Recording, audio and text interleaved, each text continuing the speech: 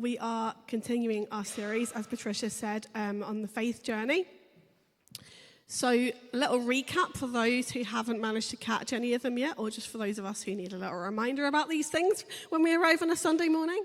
We are looking at this faith journey, and there are 6 stages. So the first week was all about the discovery and recognition of God, the moment that we believe, the moment that we find Jesus and love him and worship him and recognize him as Savior. That was week 1 and stage 1. And then stage 2 was the stage, the life of discipleship, where we learn about God. And it was where we found the group of people to who we felt like we belonged, and finding our family of faith, I suppose. And I don't know about you, but what I have really found so far is that actually my journey of ACV coincides with the journey of faith, because I found that when I started at ACV, which was just really when it started, I had a joy in my salvation that I hadn't felt for a long time before that. And it was almost like beginning the journey again. And very quickly, I realized that, probably the first week when I met Andrea and she cried and I cried, I was like, yeah, okay, this is it. I found my people. I very quickly knew that this was a family to which I belonged, and I felt like family. And I could be myself. And it was a little bit like meeting Rick's family, the Morrows. Rick and I met at the end of November 2009. And then we took about a month to actually start going out. So it was around the end of December. And on New Year's Day, 2010, I met his family for the first time. He didn't really hang around with the whole meet my family thing. And they quickly realized that he was onto a good thing. And so I met them, probably quicker than he realized. I met them on New Year's Day, and Rick's dad's birthday is in January, and I was invited to his birthday party. So very quickly, I was in, right? As one of my colleagues put it, you've got your legs under the table very quickly. I was in, and it was a little bit like coming to ACV and just belonging and feeling immediately that sense of family and connection. And I hope that has been your experience too. And it was a time of real learning for me. Actually, the way that was described in the book that describes these stages, stage 2 is described as a relief, a safe haven, a secure place, and exactly what we need in that moment. And that's really what it was for me. And it was really a time of learning. And the time of learning for me included a lot of unlearning, stuff that I had picked up that wasn't right, and also a time of relearning a lot of stuff that I knew when I was younger that I had kind of come away from. And so it was a time of relearning as well, and rediscovery. And growing quickly. And that learning and growth quickly found an outlet in stage 3. And that's what we're looking at today, stage 3. The productive life is what it is called. So on the slide, we're going to break it down into 4 parts. What we're going to look at in stage 3. So the first is, what is stage 3? What is this productive life? What does it look like? What are its characteristics? How can we get stuck there? And how can we move on to the next stage? Okay, so firstly, what is this stage? What is the productive life? Well, it's a time of putting into practice the things you have learned in stage 2. It's a time that makes a lot of sense, I think. I think it's a really lovely stage, because it's putting things that you have learned to the test and finding that they work. It's putting to the test things that you have learned about God, things that people have taught you about God, and trying them out and finding that they work. And we got here from stage 2. Andrea was talking about stage 2 last week, and she talked about the way that we get from stage 2 to stage 3 is by recognizing our uniqueness that God has created us with. And that's how we kind of get unstuck from stage 2. And so that's how we've got here. And now we grow in stage 3 by using that uniqueness that he has given us to serve him. And a lot of that's to do with our spiritual gifts and working out what they are and using them to glorify him. So that's what this stage is all about. So what are its characteristics? What does it look like?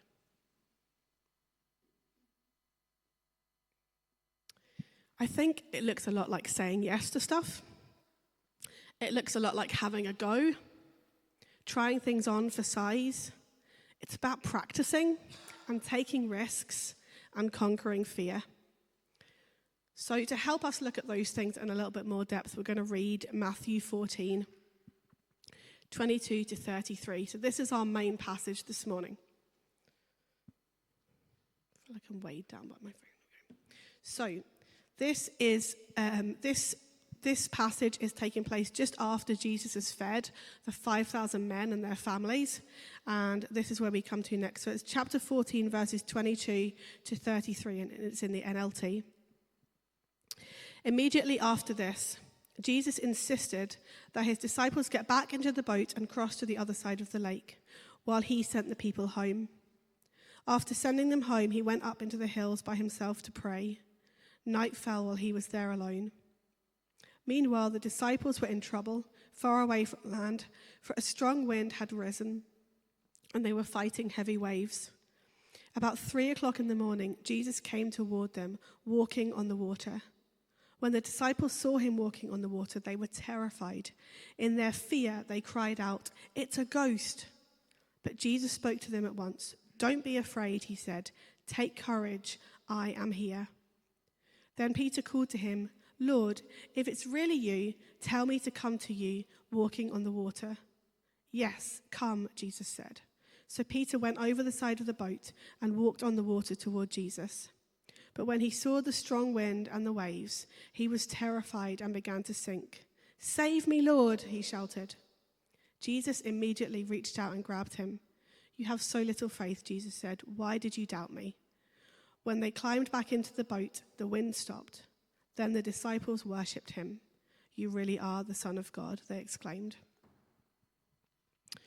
So the disciples on their own journeys have each encountered Jesus. They've discovered and recognized that he is God, and they've heard his call to follow him. So they're now in the boat together, right? They've had stage one. They've met Jesus. They've recognized that he's God, and now they are in the boat together. Because of him, they now belong to each other. They have become family. They have a refuge, and they are learning at an exponential rate. Okay, stage two. The disciples have had stage one, and they've had stage two.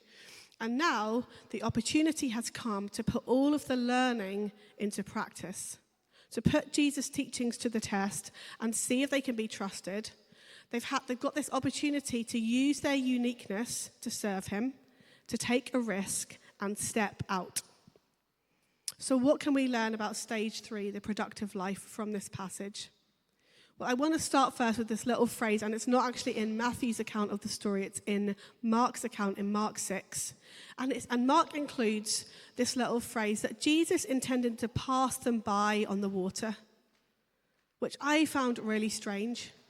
When instead of Jesus walking to them on the boat, he intended to pass them by. And I kind of thought, why on earth would you include that? That's a really weird detail. But I've been reading this book this week, which I've had for about 20 years. If you want to walk on water, you've got to get out of the boat. Anyone remember it from the early noughties? I think it was a big hit back then. And the author explains in that book that actually this phrase, "to pass by," is a really significant phrase.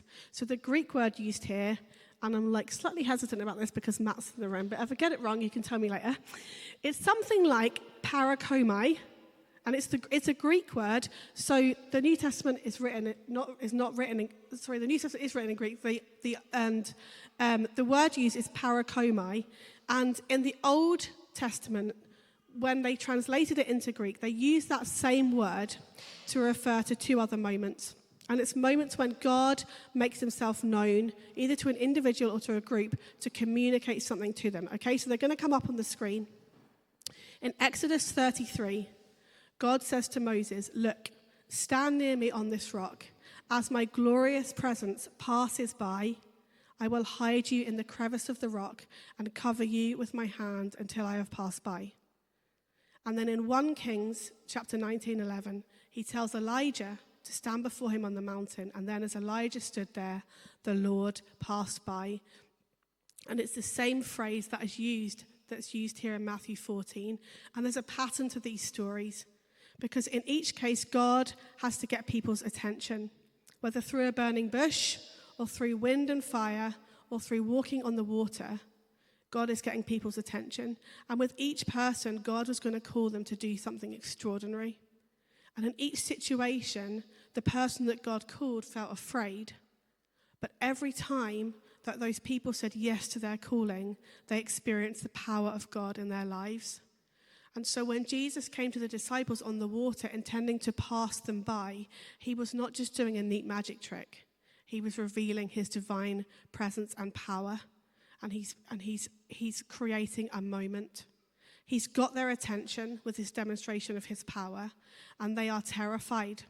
But he reassures them of his identity and his presence. And this is a moment. And of the 12 disciples, Peter is the one who recognizes it. He realizes that this is an amazing opportunity for spiritual adventure and growth. And I wonder what those moments have looked like in our lives when God has passed by in order to get our attention, when he's revealed to us his presence and his power. And I wonder how often we've noticed. I wonder how often we have realized that these are moments. Peter recognizes the moment, and it spurs him to action. And he calls out to Jesus, "Lord, if it's really you, tell me to come to you walking on the water." "Yes, come," Jesus said. Peter volunteered himself before he was called. I think that's really significant because we talk a lot about God's calling. But here, Peter volunteers himself before he is called. "If it's you, tell me to come." Then Jesus says, "Yes, come." It's really easy, I think, to sit tight and wait for the unmissable and unmistakable sign from God that he wants us to do something. I remember before I moved to Northern Ireland, I must have been like 19, 20, and I was at my home church, and a guy called Bob, who I knew my whole life growing up, he must have been asking me about like what my next step was. I can't remember if I'd like recently finished my gap year or something. And I was like, "Oh yeah, I'm just waiting to see what door God opens for me." And he, in his wisdom, I don't know how much older he was than me, maybe about 40 years, in his wisdom, said to me, "Get up and try some doors. Do something. If you go the way you think God is calling you, and if it's not the right way, he'll stop you." Now that takes that takes some wisdom, right? And it takes some discernment. It doesn't mean rush off and do anything. But the heart behind it was right, because what he was saying was be proactive rather than inactive. And that's what Peter does. And he's not the only one in Scripture. In 1 Samuel 17, we read about David going to visit his brothers in the army, and he sees Goliath, the giant, strutting up and down, and he goes to the king, or he's summoned to the king, and he says to him, "Don't worry, I'll sort this guy out. I'll go and fight him." Like, who is this guy? Who is this enemy of God that's being allowed to do this? I'll go and fight him. He's not called. He volunteers himself. And in Isaiah chapter 6, verses 8 to 9, we read of Isaiah, the great spokesman for God, having a vision of the heavenly throne room, and he hears God ask, "Whom should I send as a messenger to this people? Who will go for us?" And his response isn't, "Oh yeah, good question. Who would be good, God? Yeah, who should you send? That's a good question, God. Who should you send?" He doesn't say that. His response is, "Here I am, send me." He volunteers before he is called, and God replies to him, "Yes, go and say this to the people." The volunteering comes before the call. In both Peter's case and Isaiah's case, there is wisdom and discernment. Okay, so Peter doesn't just leap over the side of the boat to get to Jesus. He says, "If it's you, tell me to come." He checks that it's God. And Isaiah doesn't say, "Send me," dash straight off. He waits for the instruction. He volunteers, and then he waits for the call, and so does Peter. And that's really important to do that, to have wisdom, but they are both proactive. They want to go, and they volunteer before they are called. most of you will know that a couple of years ago, I did a year of training at the Vineyard Leadership College. And for my interview, I had to prepare a presentation on my leadership journey, which is one of those things you think you don't have until you have to prepare a presentation. Then you realize, oh, I actually do. It was quite nice. And one of the things that I had learnt and that I included in my presentation was that you should say yes unless you need to say no. Because loads of the things that I've had the opportunity to do in ACV, I wasn't called by name to do. It was just a case of someone needs to do them, and there wasn't really any reason why it shouldn't be me. I mean, like all sorts of things, from going on the cleaning rota to leading the kids. Like, a whole spectrum of things. I've tried things on, and that's the next thing we're going to talk about. We talked about volunteering. Try things on. Some things have fitted really well, and some haven't. In this stage, the productive life, we serve God using our created uniqueness. And part of that is about finding out what our spiritual gifts are. Actually, a few weeks ago, I was clearing out our room a little bit. It's a long project. And I found a printout from one of those spiritual gift tests. Does anyone remember doing one of those? Like, you answer questions in a questionnaire and it tells you at the end what your spiritual gifts might be. Anyone ever done one of those? Yeah, Patricia, pastor's kid. It was like, oh my gap year, it was a long time ago. I'm not sure it's the most accurate way of finding out what your spiritual gifts are, but the bottom one on my list was 100% accurate. Anyone want to guess what it is? Please don't say preaching, because that would be very upsetting. Anyone that could think they know what the bottom gift on my list was? What? Not cleaning. Oh, leading? Not leading, thankfully. No, it was admin. It was admin. We should all have got that, people. We should all have got that. I am hopeless at admin. Yes. A better way to discover what gifts God has given you is to try things on and have a go in a safe space. Not everything will fit, okay? For a very short time, I was on the board of trustees for ACV. Not for very long, because we quickly realized, all of us, including me, that I am not cut out to be a trustee of anything because it involves far too much admin. Why did we not look at that questionnaire? I don't know. I tried it on and it didn't fit. Sometimes I have to do visuals on rare occasions. Like, it's not a very good fit. But still, sometimes I have a go. Not everything will fit when we try things on. On his way to fight Goliath, David put on Saul's armor in 1 Samuel 17. Then Saul gave David his own armor, a bronze helmet and a coat of mail. David put it on, strapped the sword over it, and took a step or two to see what it was like, for he had never worn such things before. I can't go in these, he protested to Paul. I'm not used to them. So David took them off again. He picked up 5 smooth stones from a stream and put them into his shepherd's bag. Then, armed only with his shepherd's staff and sling, he started across the valley to fight the Philistine. David tried on Saul's armor, and he quickly realized that it wasn't for him. He tried it. He took a step or two to see what it was like. That's a really important thing to do. But he realized that it wasn't for him.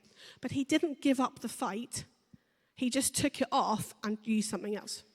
He didn't give up on what he was doing for God. He just did it a different way. And God's purposes were accomplished. I want to read from a page of this book about ceramics. It's going to come up on the screen, I think. Okay. A ceramics teacher divided his class into 2 groups. One group would be graded solely on quantity of work. 50 pounds of pottery would be an A, 40 would be a B, and so on. The other group would be graded on quality. Students in that group had to produce only 1 pot, but it had better be good. Amazingly, all the highest quality pots were turned out by the quantity group. It seems that while the quantity group kept churning out pots, they were continually learning from their disasters and growing as artists. The quality group sat around theorizing about perfection and worrying about it, but they never actually got any better. Apparently, at least when it comes to pottery, trying and failing, learning from failure and trying again works a lot better than waiting for perfection. No pot, no matter how misshapen, is really a failure. Each is just another step on the road to an A. It is a road littered with imperfect pots, but there is no other road. Peter was in the quantity group. His water walking was not a piece of perfection, but after it was done, Jesus helped him learn about his failure. You of little faith, why did you doubt? His faith wasn't amaterial yet, but it was at least a little stronger than that of the 11 disciples sitting in the quality group. Next time out, Peter's faith would be a little stronger. Trying and failing, learning from failure, and trying again works a lot better than waiting for perfection. There's a really well-known phrase, practice makes perfect. I'm sure we've all heard that, haven't we? But my colleague used a phrase in the last couple of weeks, practice makes progress. Have you heard that before? Like, mind blown. I love that. Practice makes perfect. Nah. Practice makes progress. So good. So encouraging to keep going.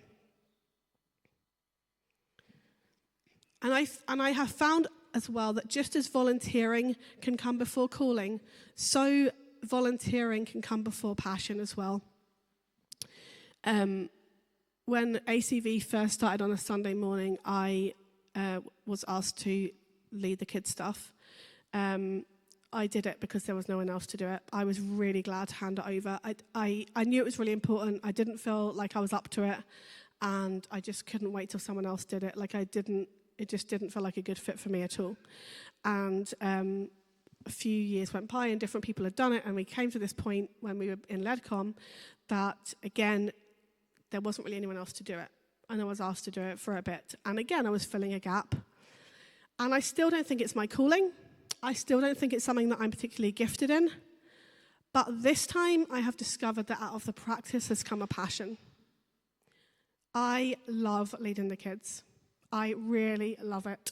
I almost think, I struggle to find something that I think is more important to do in church than lead the kids and teach the kids. Do I think that someone else will come along who is gifted for it and will do a much better job than me? 100% I think that. And I can't wait for that moment because it will be so beneficial to the kids. I can't wait to give it away.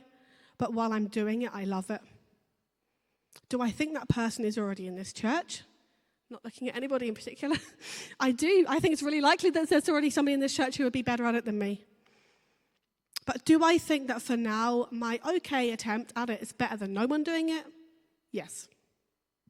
Because an okay attempt at doing something is always better than no attempt. Peter's okay attempt at water walking was better than the other 11 who sat in the boat and watched. Maybe there are things that you've tried and they haven't worked, so you've written them off or written yourself off. That was my experience of preaching. Anything I had ever done from the front had been an absolute disaster. Like one time I was leading from the front and I sat down having finished the bit I was leading and somebody went, "You forgot to send the kids out." And literally from my chair, I just shouted out. I didn't even turn around, I just shouted out, "Oh yeah, the kids are going out now." Like honestly, it was a disaster and I knew it was a disaster and I just could not wait to get out of there.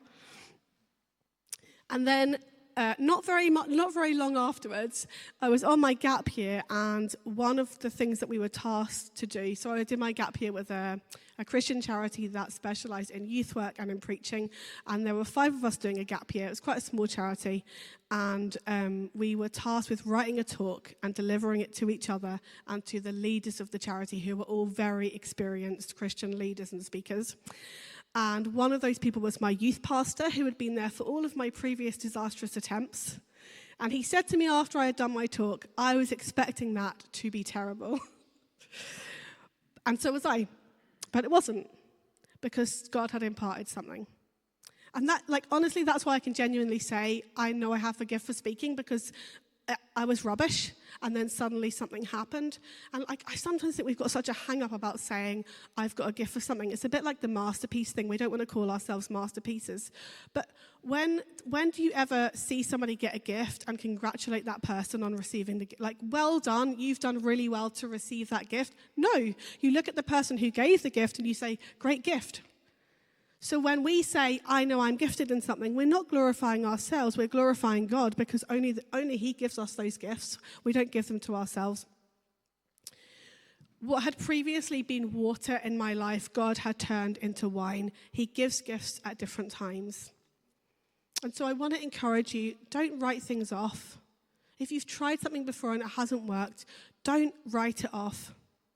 We do need wisdom and discernment. We need an appropriate space to practice in, okay? I'm not saying that next week you should rush up to the front and grab the microphone and be like, here, I'm doing the talk today because Ruth said we should try things.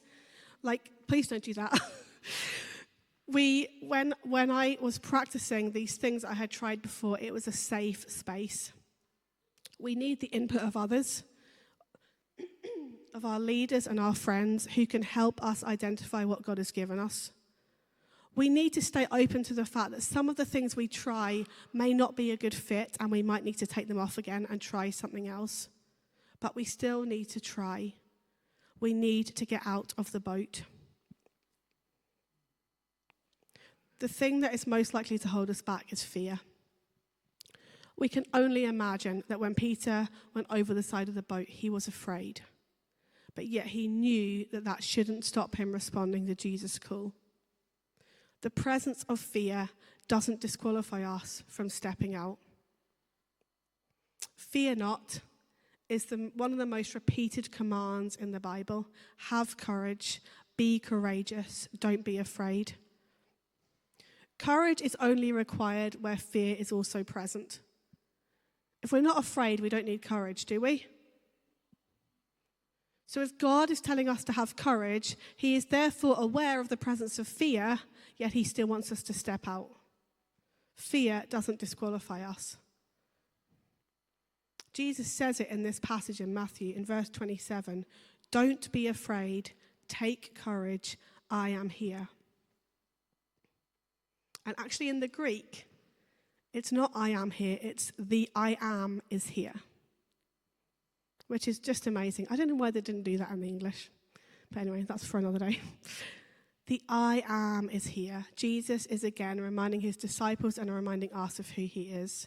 I see your fear, but don't let it win.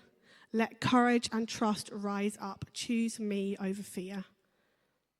Psalm 56 verse 3 says, when I am afraid, I will put my trust in you. Often it is a battle between fear and trust. It's a choice that we have to make. It takes determination and it takes a strong will to make the choice for trust, because the tasks that God calls us to are always too big for us.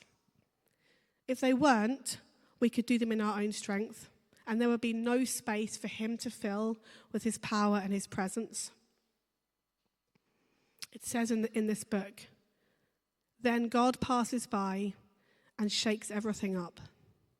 The call to get out of the boat involves crisis, opportunity, often failure, generally fear, sometimes suffering, always the calling to a task too big for us. But there is no other way to grow faith and to partner with God. We have to get onto the water because that's where Jesus is.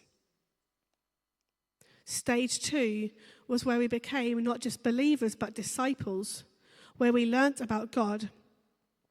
But the dictionary definition of a disciple is not just a student or a learner, but a follower. Do you remember hearing the phrase, again, I'm like really going back to the late 90s, early 2000s here today. Do you remember the phrase, may you be covered in the dust of your rabbi? Anybody remember that? It comes from this custom that would have been in place around the time that Jesus was on earth, of disciples walking behind their rabbi or teacher, listening to their teachings and following so closely behind them that as they walk, they are covered in the dust that is thrown up by the teacher's sandals. They're walking so close behind them that they're covered in their dust. May we be covered in the dust of our rabbi. Because believers listen, but disciples follow, even on the water. And Peter knows there is no better place to be than where Jesus is. He steps out and he experiences the absolute joy and freedom of experiencing God's power after taking an enormous risk. The moments of volunteering yourself for God's service, of trying something on, of responding to his call, of taking a risk, of stepping out of the safety and security of the boat onto the water where you are entirely dependent on the power and provision of God, and you experience those things, those moments cannot be compared to anything else. What you know you're doing exactly what you are made to do. You feel fully alive in a way that you do not at any other moment. Those moments are almost indescribable. And if you like, they are like the highlights of stage 3. It's a time of growth, of knowing your uniqueness within community, being part of the body, being fruitful and productive, as the name suggests. It's a time of great responsibility in our lives, in church, but also at home and in work. And externally, this stage can often look like the pinnacle of spiritual growth. A lot of faith models actually stop at this point, that this is the pinnacle. Because, people keep doing this, and as they grow in responsibility, they step into leadership, and they go up, and they step into church leadership, and it feels like the pinnacle of spiritual growth. But one of the things that is really helpful about this model of the faith journey is that it isn't just concerned with the external things, but also with the internal. Not just with what is seen, but what is unseen. This is how stage 4 is described, and it's going to come up on the screen. Stage 4 is the journey inward. A deep and very personal inward journey that almost always comes as an unsettling experience, yet results in healing for those who continue through it. In this stage, our form of views of God are radically challenged. The disruption can be so great that we feel like we are losing our faith or betraying loyalties. At this stage, we face an abrupt change, at least many do, to almost the opposite mode. It is a mode of questioning, exploring, falling apart, doubting, dancing around the real issues, sinking in uncertainty, and indulging in self-centeredness. We often look hopeless to those around us. This newfound and often surprising uncertainty is usually precipitated by a crisis. The move from stage 3 to 4 is more likely precipitated by a crisis in our life or our faith. That crisis makes many of the former truths and answers inadequate or inappropriate for the next phase in the journey. The crisis shakes our strongly held beliefs or assumptions, and we feel adrift on a restless sea, fending for ourselves. Our sense of God is shaken, and we can find no new direction, only more questions. It's quite a contrast to stage 3, isn't it? And many people leave the wider church at this transition between stage 3 and 4. Often they have not lost faith in God, but they have lost faith in the church because they feel like there has not been space made for their questions, their doubts, and their rediscovery.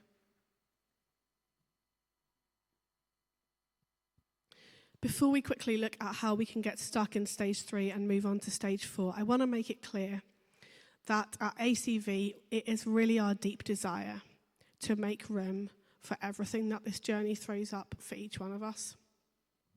For the questions as well as the answers, for the doubts as well as the certainties, for the good and the bad and the ugly, for honesty and vulnerability and reality, because it is in those places that the true and full healing power of God meets us.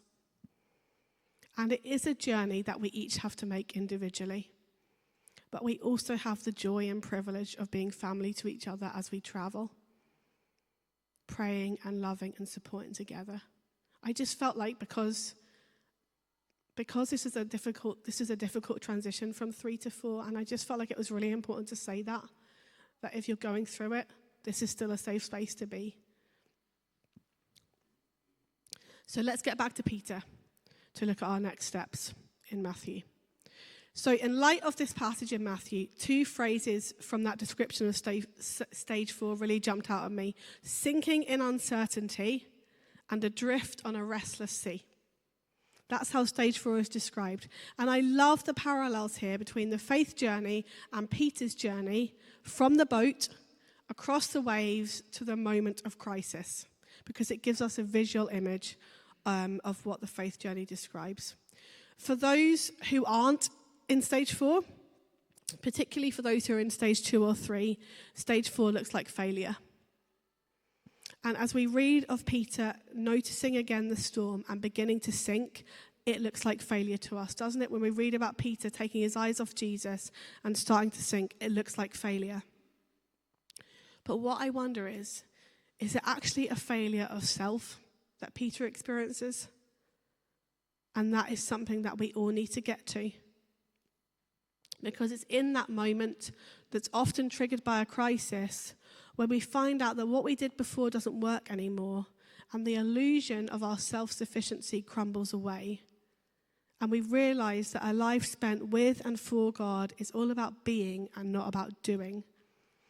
And it's an invitation to true intimacy with the living God, where we face up to who we truly are and find true and lasting healing. And we come to realize that we are loved as we are and for who we are and not for what we do. Matthew Henry in his commentary says this: Christ bade Peter come, not only to know the Lord's power, but that he might know his own weakness. Peter has this crisis moment, and as he sinks, he calls out, "Save me, Lord." And Jesus immediately reaches out and grabs him. Yes, he takes his eyes off Jesus and focuses on the storm. Yes, he hears the gentle rebuke of Jesus. But what Peter doesn't do is try and find the solution himself. He recognizes his need of being rescued, his utter dependence upon the great I am, and he cries out to us. He cries out to him. And I think for those of us who find ourselves at the end of stage 3, I believe a choice faces us. We can get stuck or we can move on. How do we get stuck? We ignore the outstretched hand of Jesus. We shy away from the intimacy of looking into his face. And we keep on saying, I'm fine, I'm fine, I'm fine, while we tread water. Getting exhausted and going nowhere. If Peter had wanted to look like he was in control, he could have been treading water. I'm fine, guys. This is all part of the plan. All good here. I'm still controlling myself. No, it's okay, Jesus. Thanks. I don't need you. All good over here. That might look a little bit like becoming overly zealous and doing things our way, keeping control, treading water, going nowhere. It's not a surprise that people leave the church at this stage if this is where they got stuck, because you can only tread water for so long. The way to movement and growth and progress is to grasp the hand that Jesus offers you and hold on for dear life. Only Peter knew the glory of being lifted up by Jesus in a moment of desperate need. Peter knew, in a way the others could not know, that when he sank, Jesus would be wholly adequate to save him. And he therefore had a trust in Jesus that none of the others had. I suspect that stage 4 will not be easy.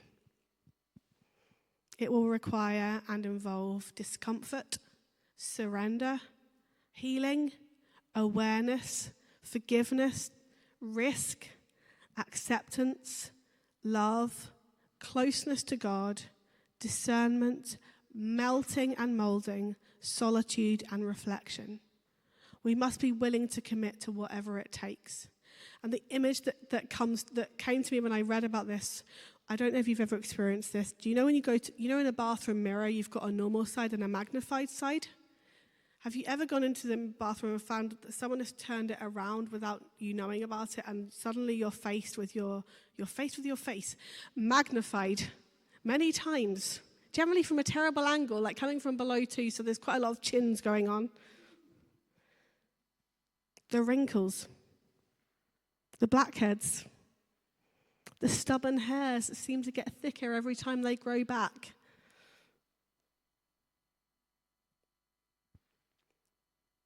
Our instinct in that moment is to turn from the mirror, isn't it? Like, who wants to look at that? Not me. But I believe that if we stay, we will see that the one holding the mirror is the one who already knows all of our flaws and yet loves us fully. And as we face them with him, we will no longer be sinking in uncertainty, adrift on a restless sea. We will have purpose and direction. We will be getting somewhere. We will be moving towards our destination, led by the hand of the I Am.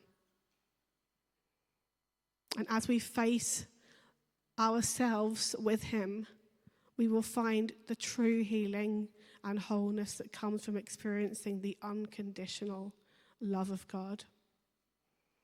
I want to finish by reading these words from Isaiah 43. But now, God's message, the God who made you in the first place, Jacob, the one who got you started, Israel, this is his message. Don't be afraid. I've redeemed you. I've called your name. You're mine. When you're in over your head, I'll be there with you.